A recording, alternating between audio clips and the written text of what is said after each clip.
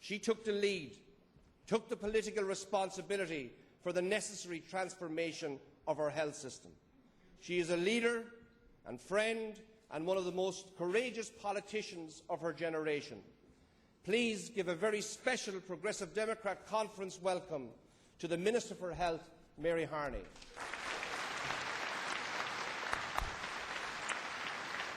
A reception there that shows the respect and affection so many delegates have for the Health Minister.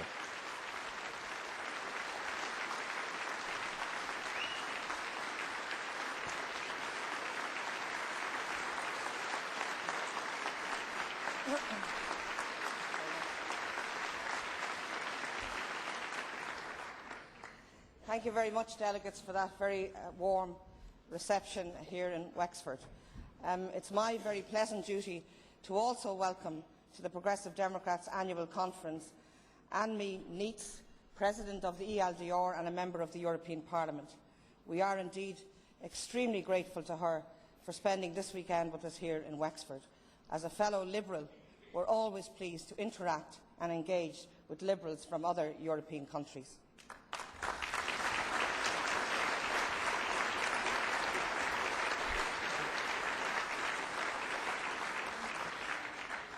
I heard Tim O'Malley talk about Munster's wonderful win last year, and I had the pleasure of accompanying my Limerick husband to that win in Cardiff.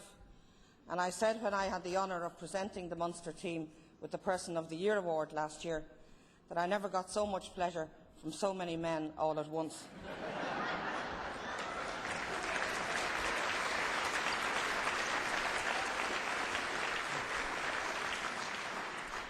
And it gives me great pleasure too to be here at this conference and talk about the New Ireland. The theme of this session this morning is New Ireland, New Challenges. And the New Ireland is not just about a new economy.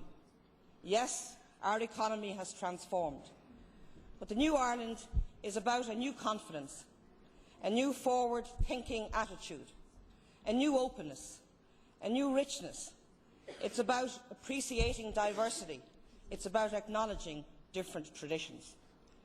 And our economic success was not just built on a construction boom, or joining the euro, or for that matter transfer payments from the European Union.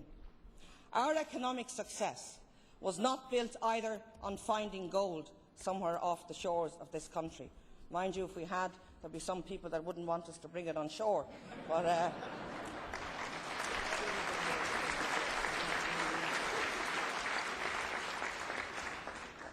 the left believe in leaving the minerals in the sea rather than bring them on shore, so it might benefit the people.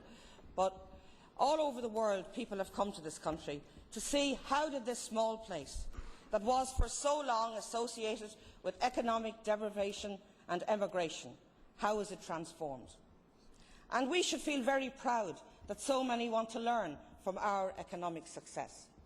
And our transformation happened because we had the capacity to make tough decisions, to create the incentive power of low taxation, to invest in education, and to go out and show the world that in this small place, companies can make amongst the biggest profits they can make anywhere in the world.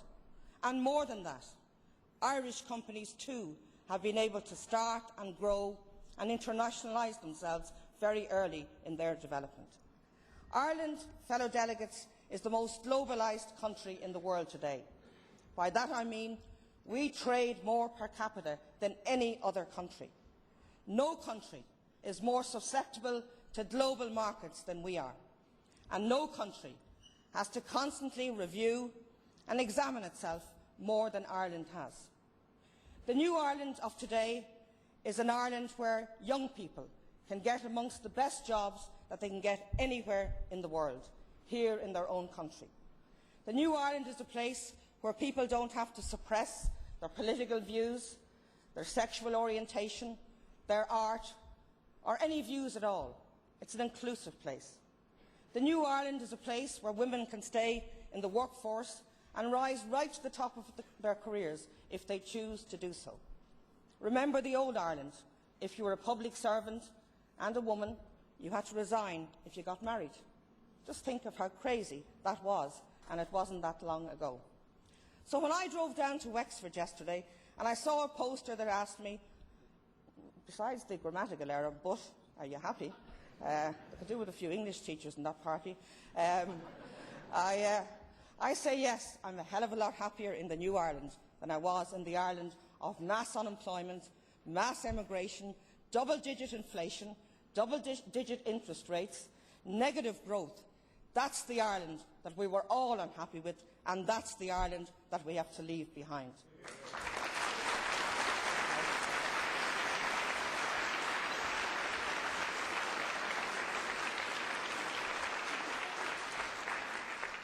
Today's Ireland is not one that's cautious and defeatist. It's not one that says, be careful.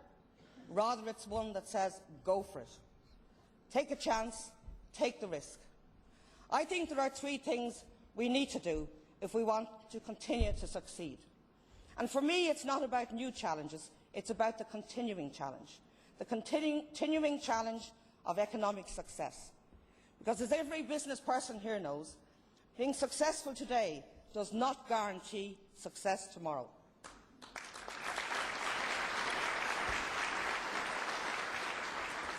The race to be competitive is one that never ends. Our companies know it, our individuals know it, and as a country, we've got to know it too. We've got to, as T.K. Whittaker once said, every generation must revisit the assumptions it has inherited, and our generation must do that too.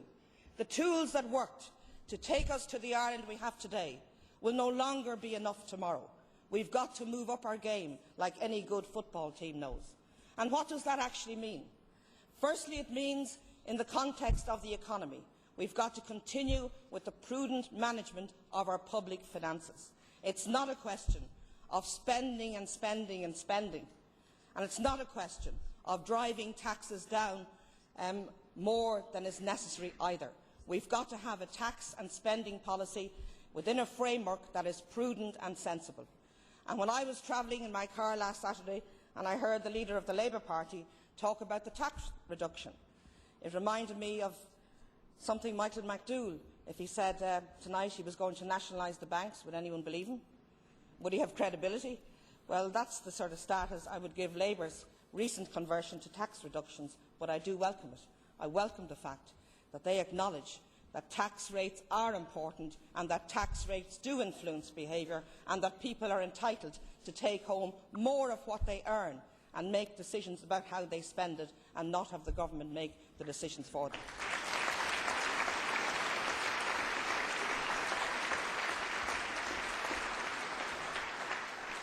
The three things we've got to do now are to anticipate, to act and to adjust. By anticipate, I mean we've got to anticipate what the circumstances are going to be in global markets, in the international market, over the next number of years, and have the courage to take the actions to make sure that we can continue to succeed in that environment. Procrastination is often the friend of politics. Set up a committee. I keep being asked to set up a committee about the Children's Hospital, even though there have been committees for 20 years. Some people want another one. Set up a committee, delay the decision. But procrastination is the enemy of the economy. We've got to constantly act to make sure that we've got the tools in place to drive economic success. Take, for example, liberalisation and deregulation. Look what it's done for taxis. Look what it's going to do for Shannon and Cork Airport, the privatisation of Aer Lingus. We see liberalisation and deregulation